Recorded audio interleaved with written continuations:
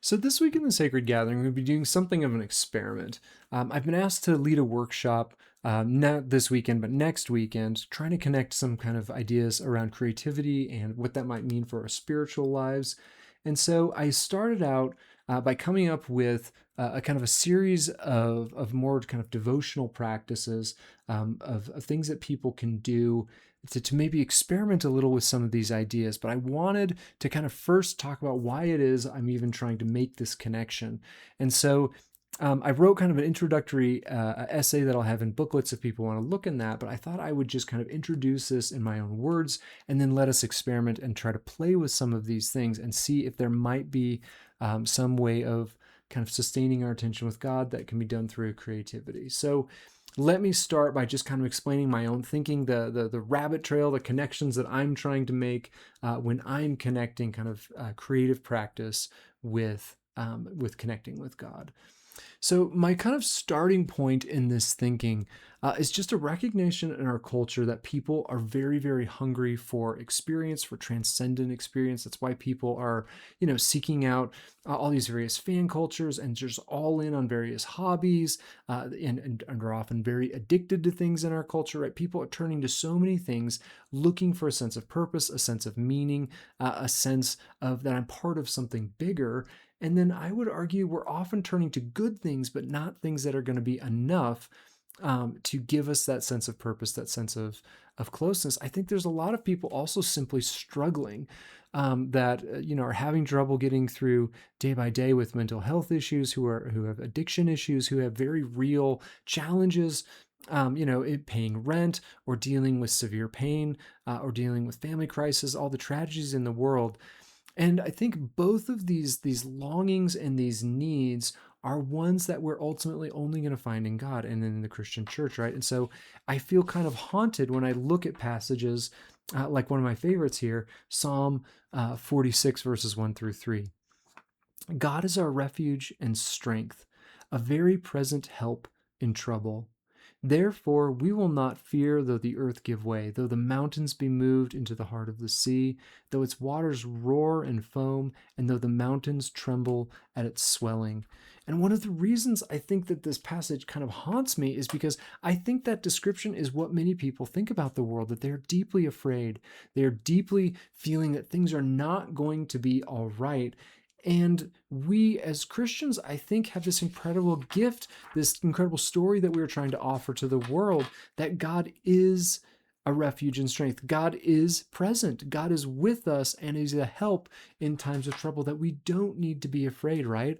And so often I think people won't even consider our world, or don't even believe that there is a God, because they're seeking out kind of these experiences of God. They're seeking out a God who's close and who can help. And so much of the time, we offer descriptions of God. We want to talk about dogma. We want to talk about theology and these abstract ideas. And when they want is the real thing, real close. And so, my question for us is that our experience of God most of the time? Are we experiencing a God who is present and a God who is a help in a time of trouble? And I think many of us have to admit that that's not always what we experience. We know a lot about God, but do we know God? And so I'm always looking for backdoor ways. I'm always looking for ways to help us find God in the midst of our real lives, to remember that God is near and God is close.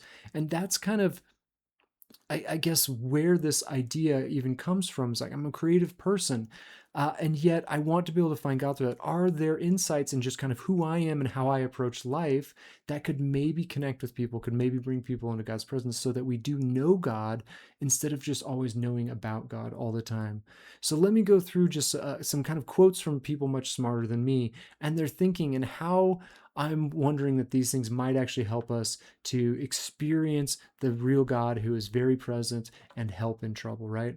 So the theologian Cecilia Gonzalez Andreu, she says, in Western culture, we have many bad habits to overcome that we have built up for centuries. Enamored with our own powers of analysis, we have lost sight of mystery, and with its loss, we have stopped feeling the presence of God.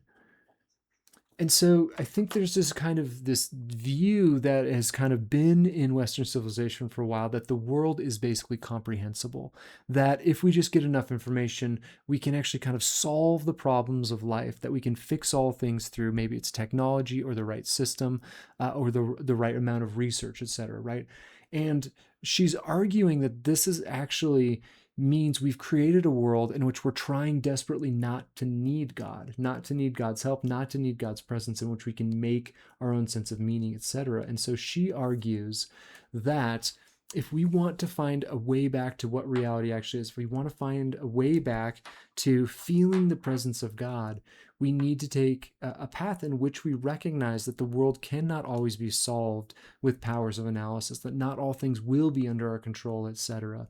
This is an idea that there are other types of knowledge besides kind of analytic head knowledge that the abstract artist and writer Makoto Fujimura takes up and says, we might have some insights from the way artists approach knowledge that can maybe help us in the spiritual life as well.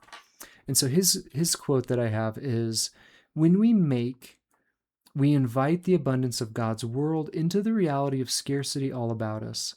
Such intuitive overlaps are hard to explain rationally, and we tend to avoid emotive feeling side of experience.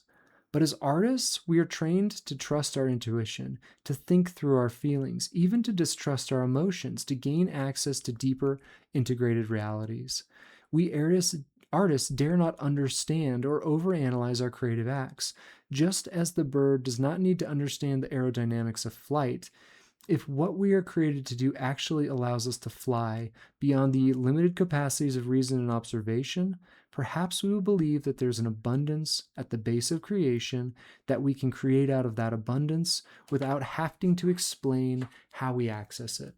Again, kind of a variation on a theme that there is something inherently mysterious to life. We are not going to understand all things, that there is a goodness and abundance that sometimes the analysis of the world does not seem to be true. And maybe artists and people who are doing more intuitive work or maybe more skill-based work are going to be able to tap into that reality in a way that maybe analyzing and trying to understand everything is going to deny us. A similar idea of how this idea can actually help us comes from the philosopher Simone Weil. "The best support for faith is the guarantee that if we ask our Father for bread, he does not give us a stone. Quite apart from explicit religious belief, every time a human being succeeds in making an effort of attention with the sole idea of increasing his grasp of the truth, he acquires a great aptitude for grasping it, even if his effort produces no visible fruit. Students must therefore work without any wish to gain good marks, to pass examinations, to win school successes, without any reference to their natural abilities and tastes, applying themselves equally to all their tasks, with the idea that each one will help to form them in the habit of attention, which is the substance of prayer." I love that phrase, the habit of attention, which is the substance of prayer. We're recognizing that prayer is not simply always asking God, and prayer does not always simply make sense, right? It is a listening, it is a paying attention. And she's arguing that things that may not seem very spiritual at first.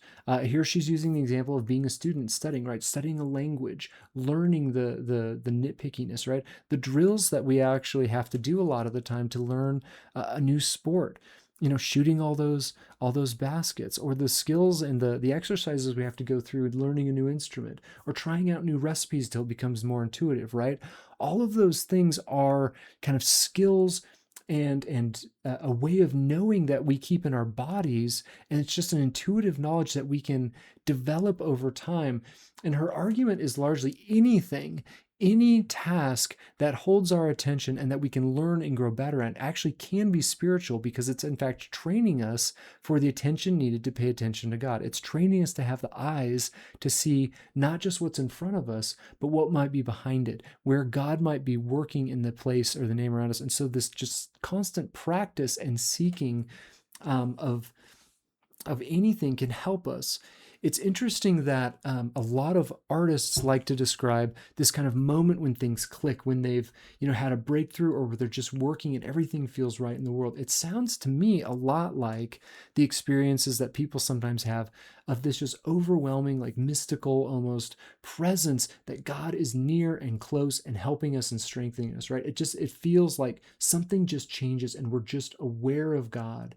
And so I think those type of experiences are ones that we can actually train ourselves toward, of being able to pay attention well to God in the world around us, in the details of our natural lives. And so for maybe those of us who have been on this journey for a while and know a lot about God, maybe there's some opportunities to take some of these kind of everyday practices of slowing down, of noticing where God might be moving, of using the skill sets that creative people are trying to develop to help us develop a sense of God's presence. Because again, the goal in a world so hungry for God is to, again, remember God is our refuge, our strength, a very present help in time of trouble. So maybe this is one small thing that can help us do just that.